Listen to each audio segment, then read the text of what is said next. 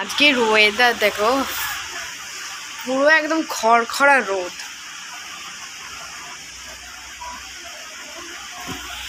এখানে আমার বুলি শুয়ে। বুলি কিছু বলতে চাও?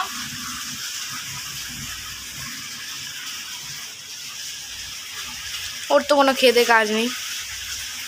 এই যে এখানে এত বড় বড় হাঁড়ি বের করে রেখেছে, মানে গামলা।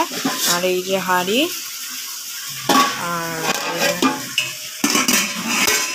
দুখানা বড় গামলা। আর আমার দিদা এখানে কাটছে। এই যে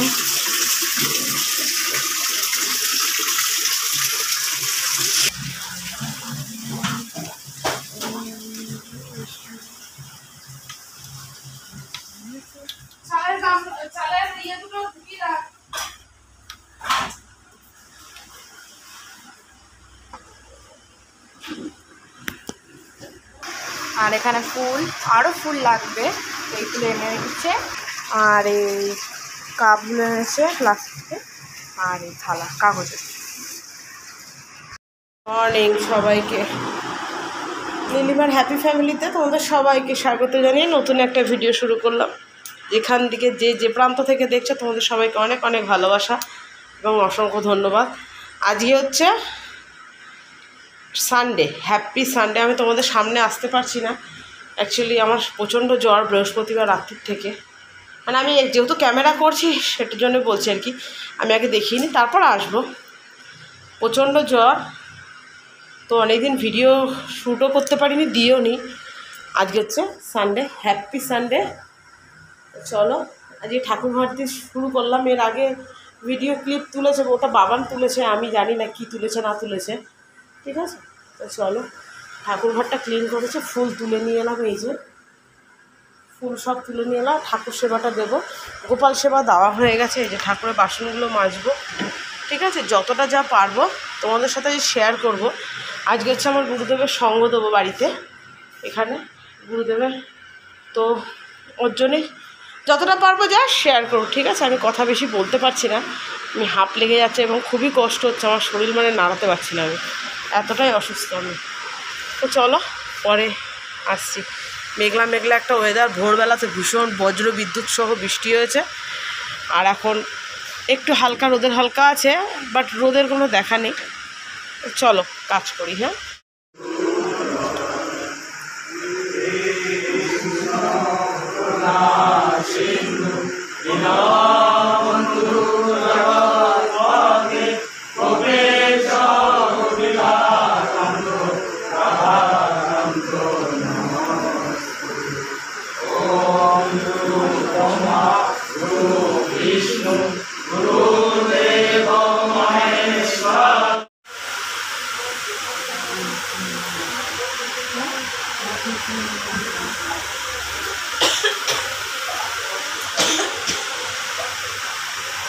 আমার জালটাই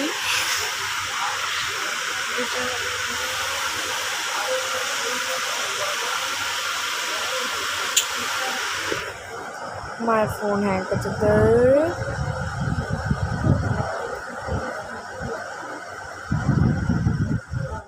ভেতরে গীতা পাঠ হচ্ছে, এখানে আমার পাপা বসে আছে, সবাই বসে আছে।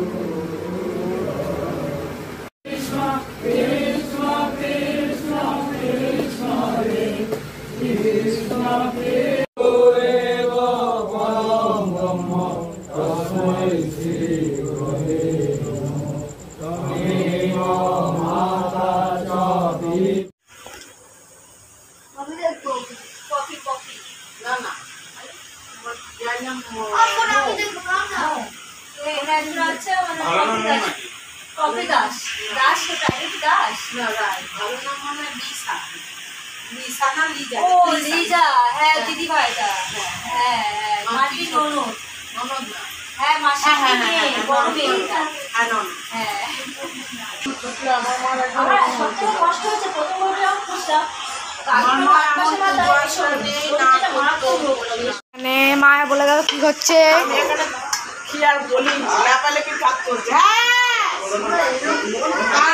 আর এখানে এই যে এটা হচ্ছে কি বলে না ছাকার কাজ, ছাকা এই যে ভাজার কাজ।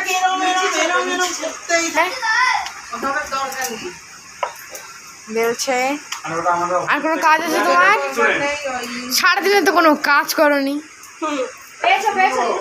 সারাদিন ক্যামেরা করার মতো আমি সময় পাইনি, সব থেকে বড় কথা। ওকে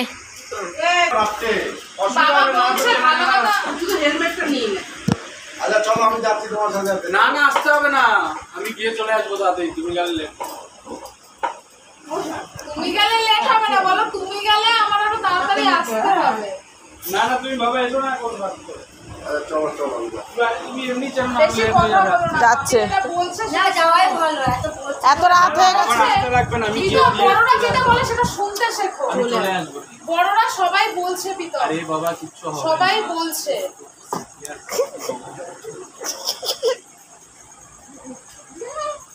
মর্নিং, গুড মর্নিং। চলে যে ঠাকুর ঘর থেকে ঠাকুর দেওয়া কমপ্লিট।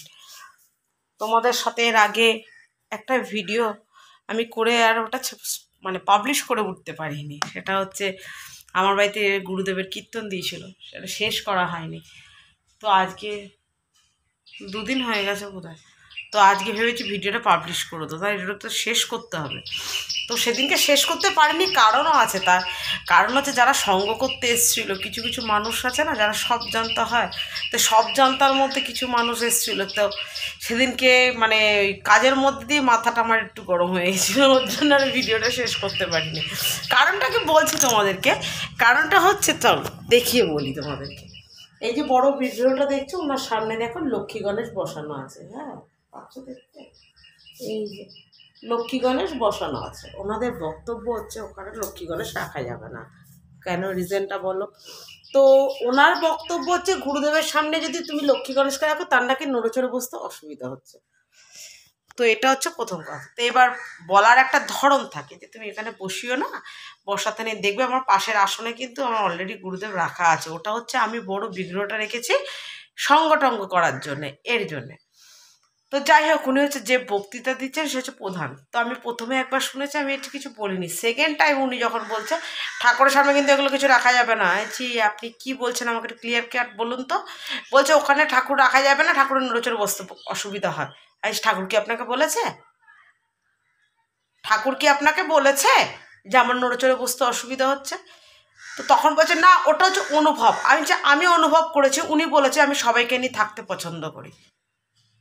তাহলে কার অনুভূতির দাম দেবো? কারণ উনি তো অল টাইম আমার কাছে থাকে, আমি ওনার পরিষেবা দিই, আমি ওনার সমস্ত কিছু দেখি, তাহলে নিশ্চয়ই আমার কথারই মান্য থাকবে সবার সামনে। তখন কিছু কিছু পাবলিক বলছে শুনুন উনি তো প্রধান। আইছে হ্যাঁ উনি প্রধান, কিন্তু প্রধানের কাজ প্রধানের মতো করে বলা। উনি আমার বাড়িতে এসছে সঙ্গ করতে, আমার যেরকমভাবে সাজানো আছে উনি ওকে ঠিক সেইভাবেই দেখে নিতে হবে। তো এটা নিয়ে একটু মাথা গরম হয়ে গেছিলো। তো লাস্টের প্রধান নিজেও বলে গেল তোমার মাথাটা কিন্তু খুব গরম। একদমই ঠিক তাই, আমার উটপাঠাং কথা একদম পছন্দ হয় না। ঠাকুরকে পরিষেবা দিয়ে আমি আমার ঠাকুর ঘর দেখেছো তোমরা, আমি আমার মতো করে আমি আমার সন্তানদের যেভাবে রাখি আমি আমার ঠাকুর ঘরও ঠিক সেভাবে রাখি। কেউ 10 মিনিটের জন্য কীর্তন করতে সে জ্ঞান দিয়ে যাবে আর ফ্রি কস্ট আমি সেটা নিয়ে নেবো, সেটা কখনোই হবে না। আমি কখনোই ফ্রিতে কিছু নিই না। আমি ফ্রিতে কখনো কিছু দিলেও দিই, কিন্তু আমি নিই না চট করে। কারণ আমি মনে করি নিজের জ্ঞানটুকু এইটুকু বুদ্ধি আমার আছে যে কাকে কখন কোথায় কীভাবেও কথা বলা যায়, এইটুকু সেন্স আমার আছে। তো সেজন্য কী বলো, তার ভিডিওটা শেষ করা হয়নি। কারণ আমি মনে করি একটা জিনিস, আজকে দেখো দীক্ষা নিয়েছি আমি 17 বছর, ওরকমই হবে, 16-17 বছর হয়ে গেছে আমি দীক্ষা নিয়েছি। তো তার আগে আমার এই লক্ষ্মী গণেশ যেটা প্রত্যেকেরই ঘরে থাকে আমাদের, আমরা এনে বস করিয়েছি। এখন আমি দীক্ষা নিয়েছি বলে আমি কখনোই আসন থেকে তাদেরকে সরিয়ে দিতে পারি না, এটা আমার মনে হয় উচিত না। আমার প্রথম সন্তান আমাকে মা ডাক ডেকেছে বলে আমি পরে দুটো সন্তান কিন্তু স্বইচ্ছায় নিয়েছি, তাহলে সেই দুটো সন্তানকে কখনোই আমি বাড়ির থেকে খেদিয়ে বের করে দিতে পারি না। আমার কাছে এটাই ভাবার মতো করে ভাবো। কেউ তোমাকে ঘুম ভাঙাবে তবে তোমার ঘুম ভাঙবো, ওরকম ঘুম নীলিমা বিশ্বাস ঘুমায় না। তো সেজন্যই কি বলতো, মাথাটা ওর জন্য শেষ করতে পারিনি। আজকে মতো আসি, পরে আবার দেখাবো অন্য একটা ভিডিওতে, ঠিক আছে? ততক্ষণের জন্য টাটা, বাই বাই। যতটা যা পেরেছি তোমাদের সাথে ক্যামেরা ক্যাপচার করে নিয়েছি, দেখো তোমাদের কেমন লাগে কমেন্ট সেকশনে অবশ্যই জানিও।